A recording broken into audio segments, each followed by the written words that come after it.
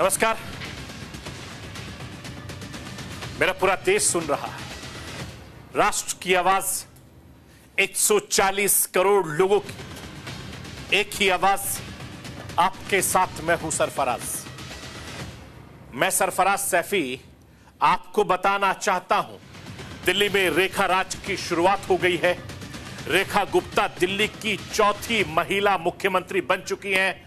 रामलीला मैदान में प्रधानमंत्री नरेंद्र मोदी, गृह मंत्री अमित शाह से लेकर केंद्र सरकार के तमाम मंत्रियों की मौजूदगी के साथ 20 राज्यों के मुख्यमंत्री की मौजूदगी में रेखा गुप्ता ने शपथ ली है। इस शपथ ग्रहण समारोह में मुख्यमंत्री रेखा गुप्ता से लेकर 6 मंत्रियों ने आज शपथ ली, जिनमें प्रवेश वर्मा से लेकर मनजिंदर सिंह सिरसा जैसे नेता शामिल हैं।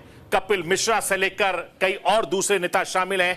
शपथ ग्रहण के चंद घंटों के बाद ही रेखा गुप्ता ने दिल्ली सचिवालय में जाकर पूरा कामकाज संभाला। कामकाज संभालने के साथ ही उन्होंने पिछली सरकार को, यानी आम आदमी पार्टी की सरकार को चेतावनी दे दी। रेखा गुप्ता ने कहा था कि पिछली सरकार ने जो भ्रष्टाचार दिल्ली में किया, उसके एक एक पैसे का हिसाब देना होगा। रेखा गुप्ता का क्या प्लान है, ये राष्ट्र की आवाज के जरिए आपको बताने, दिखाने, समझाने की कोशिश करूंगा। शपथ के बाद से ही मुख्यमंत्री रेखा गुप्ता लगातार एक्टिव मोड में है। सचिवालय से निकलते ही रेखा गुप्ता अपनी टीम के साथ यमुना घाट पहुंची। यमुना घाट पर दिल्ली की नई सरकार ने यमुना घाट पर आरती कर अपने कामकाज की शुरुआत करी। दिल्ली में ऐसा देखा गया है कि शपथ से पहले यह शपथ सरकार बनने के बाद नेता अक्सर राजघाट जाकर महात्मा गांधी को श्रद्धांजलि अर्पित करते थे, लेकिन इस बार दिल्ली की नई सरकार शपथ के बाद यमुना मैया की शरण में जा पहुंची। ऐसा इसलिए क्योंकि यमुना की गंदगी के मुद्दे ने दिल्ली के चुनाव की हवा को पूरी तरीके से बदल दिया। भारतीय जनता पार्टी ने चुनाव के दौरान यमुना नदी को बड़ा मुद्दा बनाया था, जिससे उसे काफी ज्यादा दिल्ली में फायदा हुआ। अब सरकार दिखाना चाहती है कि वो यमुना की सफाई के लिए पूरी तरीके से तैयार है। आखिर यमुना को लेकर क्या है रेखा सरकार का प्लान, ये आज आपको राष्ट्र की आवाज के जरिए बताने, दिखाने, समझाने की कोशिश करूंगा।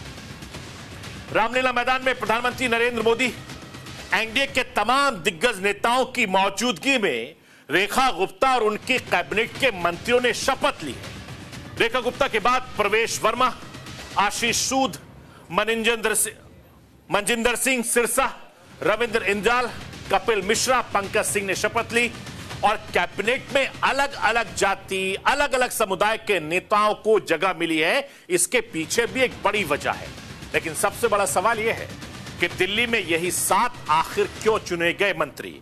ये 7 नाम पीएम मोदी के कौन कौन से काम साधने वाले हैं, या किन किन राज्यों में ये नाम काम आने वाले हैं, या इनसे जातियों को, किन किन को फायदा होगा, ये सब आज आपको राष्ट्र की आवाज के जरिए बताने, दिखाने, समझाने की कोशिश करूंगा। मैं अपने हिंदुस्तान के कोने कोने की आवाज को दिल्ली तक पहुंचाता हूं। दिल्ली की आवाज को देश दुनिया के कोने कोने तक पहुंचाता हूं। नेताओं की आवाज को मैं आम लोगों तक पहुंचाता हूं। आम लोगों की आवाज को मैं अपने देश के हुक्मरानों तक पहुंचाता हूं। आपकी आवाज से मिलती है मेरी आवाज और बन जाती है राष्ट्र की आवाज।